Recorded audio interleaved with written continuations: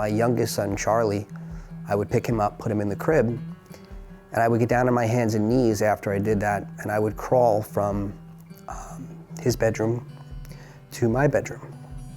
Because I couldn't breathe, short-winded, and woke up, a beautiful day, and I went outside in the front with my 2 boys. And my neighbor across the street, she's a registered nurse. She had one of those pulse ox. You could put your 2 fingers on it and they take your pulse and everything like that.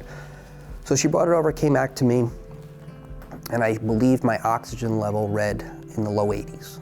I called my doctor and they said, hey, why don't you come down to the emergency room and check you out. My wife got a phone call at 6:30 that I was coding. And I coded for about, I believe, anywhere between a half hour to 45 minutes. And finally, they were able to bring me back. And I was placed in a medical-induced coma for about, I believe, 9 days. Waking up from it, I remember, I want to say maybe 8 to 10 doctors in the room. And one of the doctors, it said on the left side of the jacket, it said heart transplant. And I asked him, I said, what are you doing here? And he said, no one told you? And I said, no one told me what? I said, well, there's 2 ways you're gonna come out of here. Either a heart transplant or not. Next thing you know, he gets a phone call on his cell. We got a heart for you, ready? And I was like, are you serious? I said, yeah, I said, I'm ready. Brian, he was determined, strong-willed. He was an amazing young man. It was almost to the hour 1 year from the time of my son's service.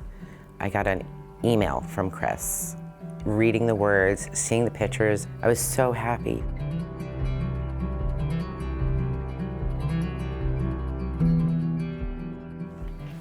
How are you? I'm good. I just saw your beautiful wife and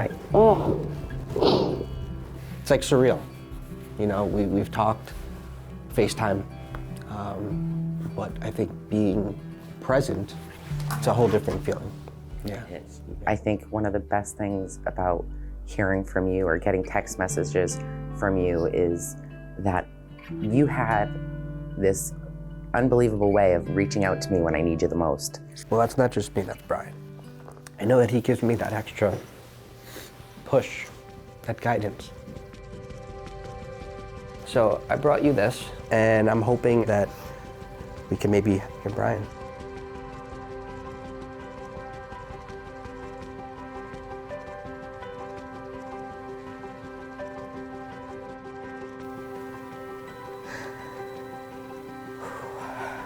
It sounds beautiful.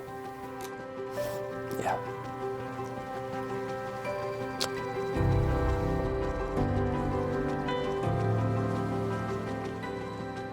If it wasn't for the American Heart Association and everything that they do, we wouldn't be able to have conversations like this. I mean, there's so many other stories out there that we're still waiting to write. And we can't write those stories if we don't have the funding, if we don't have the research, we don't have the donations. We get so caught up in our everyday stuff that we don't really kind of step back and just take a look at what we can really do to help. Gratitude. Being grateful that he is a part of my life and being able to hold him in my arms and know that he's caring for a part of my family. He always says Brian's heart. I always say your heart, and he says, well, then we'll call it our heart.